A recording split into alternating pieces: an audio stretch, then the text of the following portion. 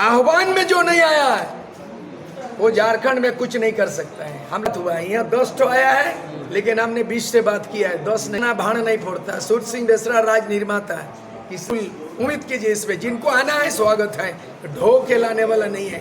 दादा घुसपैठ या पाकिस्तानी घुसपैठ ये राज्य सरकार के अधिकार क्षेत्र की बात नहीं। केंद्र में बीजेपी की सरकार, उनका जिम्मेदारी बनता है क्यों घुसपैठ हुआ। उनका शक्ति अलग है, उनका अधिकार क्षेत्र अलग है।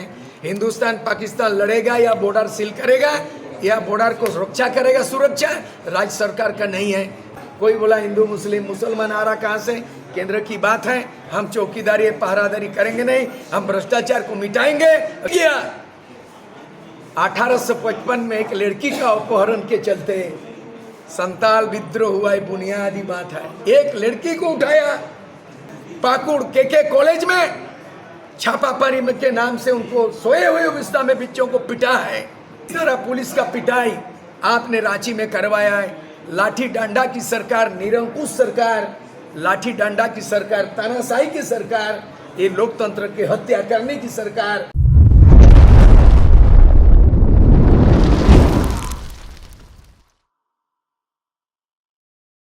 दादा एक सवाल है कि लोबिन हेम्ब्रम, अमित महतो, जयराम महतो, ये सब लोग अभी दिखे नहीं, क्या उन लोग संपर्क साधा जा रहा है? ऐसा है, हम लोग आदिवासी में बोलते हैं शिकार करने जाते हैं। शिकार करने के लिए कुत्ता को कंधा में ढोके नहीं ले जाना पड़ता है।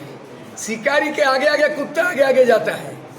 आह्वान में जो नहीं आया है वो झारखंड में कुछ नहीं कर सकता है। हम लोग यहाँ कोई ऐसे स्वार्थ की राजनीति करने नहीं जा रहा है। यहाँ का पार्टी अगर माटी बचाने का पार्टी नहीं काम करेगा तो उस पार्टी का कोई महत्व नहीं है।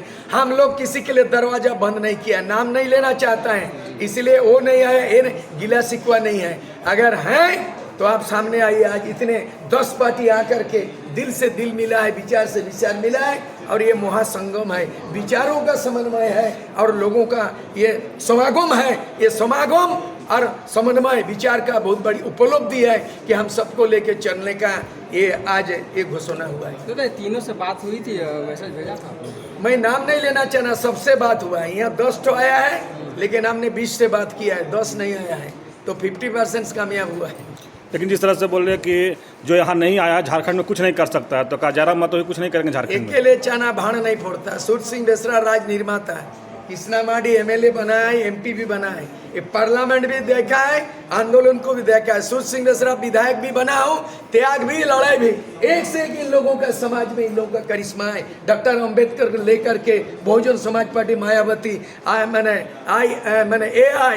MIM, ओबीसी पार्टी का प्रतिनिधि, तो ये बड़ी शक्ति कम नहीं है। हिंदुस्तान के तमाम सेकुलर धर्म निरपेक्ष माने पंथ वाले सब इकट्ठा हुआ है यहाँ। बिल्कुल उम्मीद कीजिए इस पे जिनको आना है स्वागत है, ढो के लाने वाला नहीं है।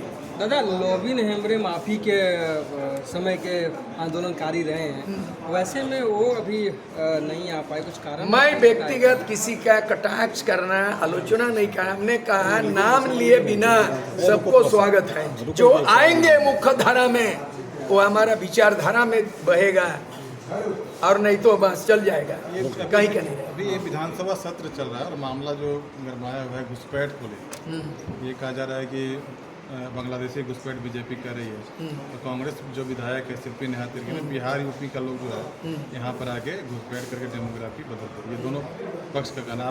मैं क्लियर कहना चाहता हूँ, बांग्लादेशी घुसपैठ या पाकिस्तानी घुसपैठ ये राज्य सरकार के अधिकार क्षेत्र की बात नहीं। केंद्र में बीजेपी की सरकार, उनका जिम्मेदारी बनता है क्यों घुसपैठ हुआ। कारगिल में कौन घुसता है, पाकिस्तान में या बांग्लादेश में कौन घुस रहा है, राज्य सरकार के अधिकार क्षेत्र की बात नहीं है। और जो लोग बोलता है कि यूपी का घुसपैठ, बिहारी घुसपैठ, मत बोलो बिहारी बंगाली। भारत का संविधान में अनुच्छेद 5 में है डोमिसाइल पॉलिसी, अधिवास। भारत की नागरिकता जिनको है वो भारत के किसी भी राज्य में भ्रमण कर सकता है, बस सकता है, पूंजी निवेश कर सकता है, वोट लड़ सकता है, बिजनेस कर सकता है। भेदभाव की राजनीति को हटाओ, नहीं मानेंगे, मान्यता हम नहीं देंगे। यहाँ बाहरी और बिहारी का बात नहीं चलेगा। यहाँ यूपी बिहार को लेके विभेद पैदा नहीं करेंगे। और यहाँ पर बांग्लादेशी अरे हिंदू और मुसलमान घुसपैठ, केंद्र सरकार, केंद्र है, केंद्र सरकार, मोदी सरकार, अमित सरकार घुसपैठ का रोकने का काम, चिन्हित करने का काम उनका काम है। हमारा काम झारखंड को बचाना है, भ्रष्टाचार को मिटाना है। दादा एक सवाल ये भी है कि मान के चलिए केंद्र नहीं रोक पाई तो राज्य का भी जिम्मेदारी बनती है ना कि वो रोके।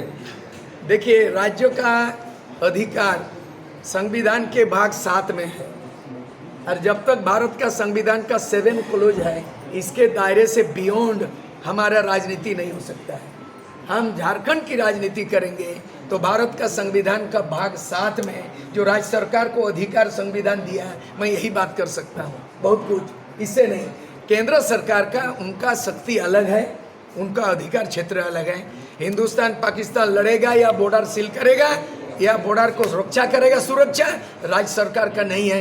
राज्य सरकार चाहते हैं, सुरक्षा जरूर चाहते हैं, लेकिन हम झारखंड को बचाना है और झारखंड को बेचने वालों से बचाना है, बस उससे ज़्यादा कुछ नहीं है।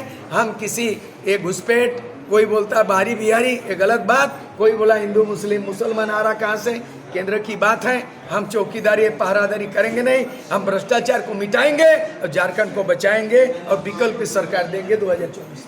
दादा एक सवाल है, गाय माथा गांव में जिस तरह से बच्चों को छात्रावास में घुस के मारा गया, उसको आप कितना सही मानते हैं, कितना गलत मानते हैं? मैं प्रतिक्रिया यहाँ से उद्गार करना चाहता हूँ। 1855 में रेलवे में काम करने वाले आदिवासी का एक बेटी को काम कर रहे एक नाबालिग महिला को घोड़सवार इंग्रेज शासक ने उसको जबरन उठाया और लेके गया। 1855 में एक लड़की का अपहरण के चलते संताल विद्रोह हुआ, बुनियादी बात है। एक लड़की को उठाया और काम करने वाले मजदूर संताल, 1855 में संताल विद्रोह इतिहास रचा दिया। आज 200 पुलिस, क्या ये लोग क्या माओवादी थे? माओवादी का भी ऐसे छापामारी नहीं होता है। अगर आप किसी को संदिग्ध था तो विद्यार्थी था, उनका करियर को आपने चोट पहुंचाया है, इसलिए अभिशाप होगा कि आधी रात को पाकुड़ के कॉलेज में छापामारी के नाम से उनको सोए हुए अवस्था में बच्चों को पिटा है। उसका आपको परिणाम भुगतना पड़ेगा और आपको पढ़ना पड़ेगा कि पुलिस द्वारा पुलिस का पिटाई आपने रांची में करवाया है। लाठी डंडा की सरकार, निरंकुश सरकार, लाठी डंडा की सरकार, तानाशाही की सरकार, ये लोकतंत्र की हत्या करने की सरकार, उसका विकल्प में जनमत है।